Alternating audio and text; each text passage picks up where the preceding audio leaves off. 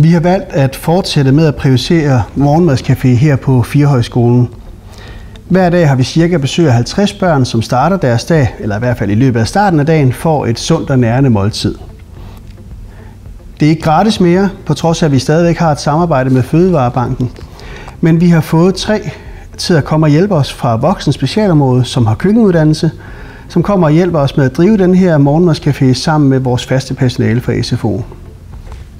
Vi glæder os over, at det, der startede på ren frivillig basis her på skolen, nu kører sammen med øvrige enheder på kommunen som en fast bestanddel af skolens arbejde. Det viser for mig, at det kan betale sig at involvere sig. Vi hører, at der flere steder i kommunen kigges på, om den her model, vi har startet op på Firehøjskolen, kan kopieres til andre skoler eller institutioner i kommunen. Det er vi også lidt stolte af i skolebestyrelsen. Så tak til jer, der hjalp. I 2023 blev flere års arbejde endelig belønnet med, at kommunen har bevilget 10 millioner kroner til renovationer på Firehøjskolen, vores SFO og Firehøjhallen. Lige nu følger en mindst lige så stor opgave, hvor vi giver input til prioriteringerne af opgaver, og hvor vi i samarbejde med kommunens styregruppe kigger ind i, at vi nu også får effektueret alle de her opgaver, der er på listen. Vi er super glade for, at Firehøjskolen er blevet prioriteret, og vi ser virkelig frem til at se nogle resultater på skolen og i hallen og i området omkring skolen. Gennem hele processen har vi haft et meget tæt samarbejde med skolens elever, skolens ledelse, idrætsforening, lokalforening og ikke mindst en række forældre, som kom op og hjalp os med at gennemgå skolen og bidrog med deres faglige kompetencer, så vi havde et godt grundlag til at gå ind i dialogen med kommunen med. Det skal I have mange tak for. Vores oplæg til kommunen kommer til at tage afsæt i en meget ambitiøs udviklingsplan. Vi har et håb om, at Firehøjskolen skal være et attraktivt samlingspunkt for mange mennesker og for mange aktiviteter.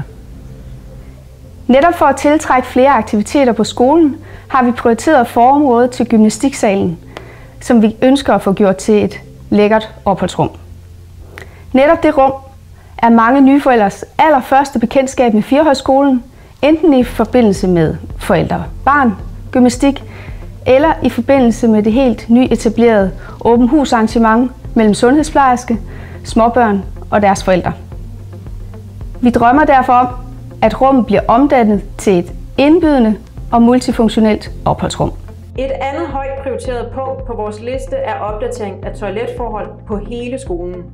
Netop toiletforhold bliver ofte fremhævet af eleverne i trivselsmålingerne. Trivsel er en forudsætning for læring, så vi håber virkelig, at kommunen vil efterkomme dette ønske.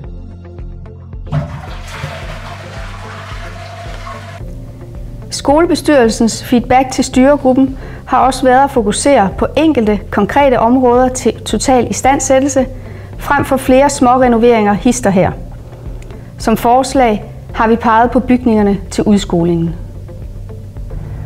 Under overskriften "Kast ikke gode penge efter dårlige projekter" kigger vi kritisk på hele skolens bygningsmasse, fordi vi ønsker at sikre, at pengene bliver brugt bedst muligt.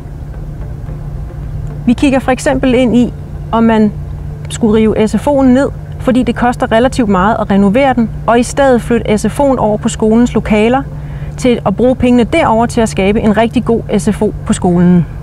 Selvfølgelig en SFO, hvor lokalerne skal gøres klar til at rumme en SFO. Det giver også mulighed for at kan bruge området omkring SFO'en til noget andet, og det gør, at vi på sigt kan spare penge, fordi vi bruger færre bygninger, som skal vedligeholdes. Men 10 millioner rækker ikke langt, når der er mange bygninger, der skal renoveres, og når der er mange års efterslæb, som der skal udbedres. Derfor er den endelige fordeling af, hvad der skal renoveres og hvordan pengene skal bruges, ikke lagt helt fast endnu.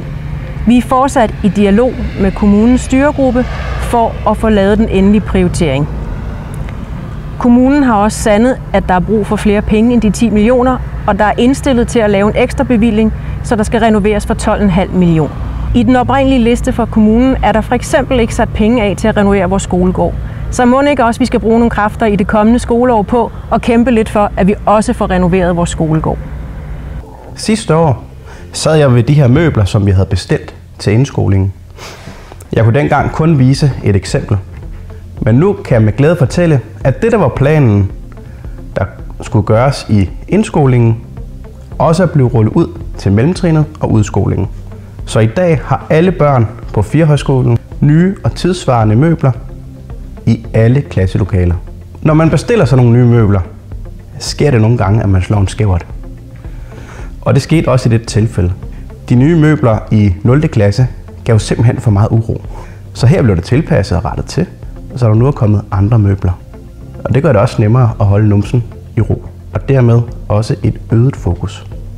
I det forgangne år har vores grupperum fået et kæmpe løft.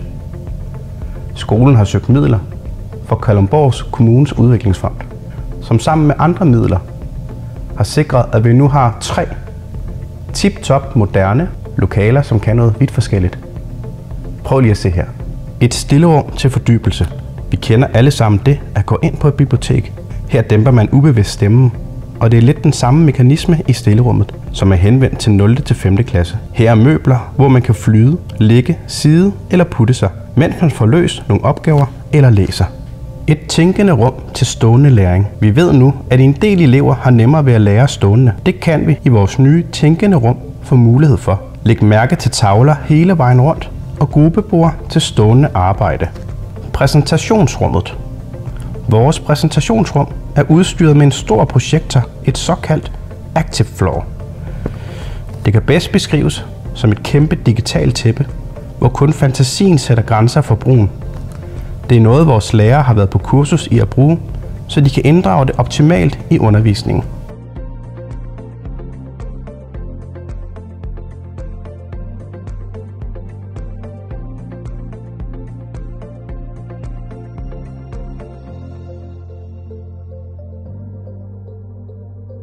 Det er ganske enkelt sådan, at smukke ord skaber smukke ting, og grimme ord skaber grimme ting.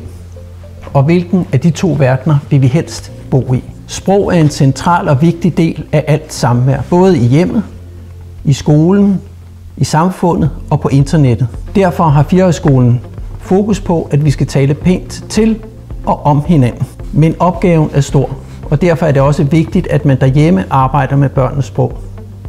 Hvilket ord de bruger, og hvad det betyder. Ord kan skabe grobund for venskaber og uvenskab, og det kan også være starten på mobning.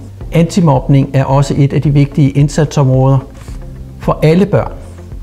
Alle børn skal være glade for at gå i skole. For uden glæden ved at gå i skole, kommer de heller ikke til at lære noget. Firehøjskolen vil det næste års tid have ekstra fokus på ungdomslivet.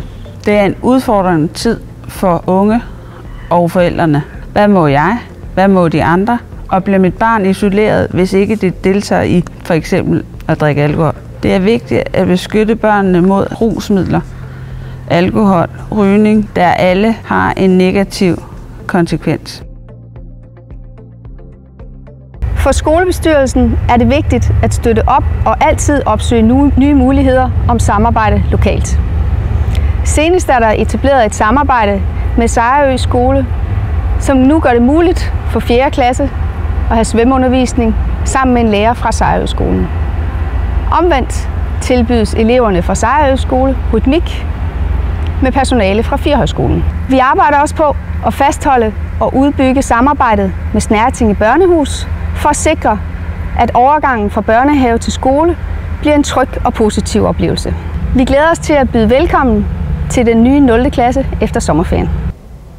Endelig en opfordring til alle om at melde sig ind i det nystiftede lokalråd Snertinge Føllenslev Fagerbo, som skolebestyrelsen allerede har indledt et tæt samarbejde med omkring udviklingen af vores område. Elevrådet har ønsket, at de store klasser kunne få lov at forlade skolen. Det har vi kørt et forsøg på, og det har kørt i forsøg gennem et års tid, og det kører nu fast, så eleverne i de store klasser har lov til at forlade skolen. Så længe de overholder reglerne, så er vi glade for det.